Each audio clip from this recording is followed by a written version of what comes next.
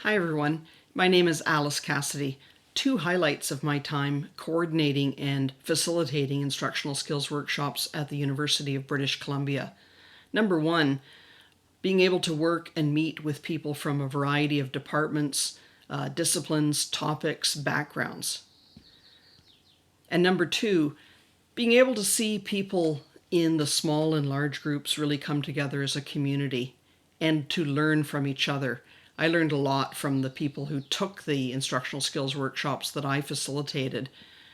Whether people had been teaching for 20 years or they were quite new to it, people came together to help each other, to promote active learning, and to really embrace the BOPS model to enhance their teaching and help their students learn, no matter what phase, role, or stage they were from.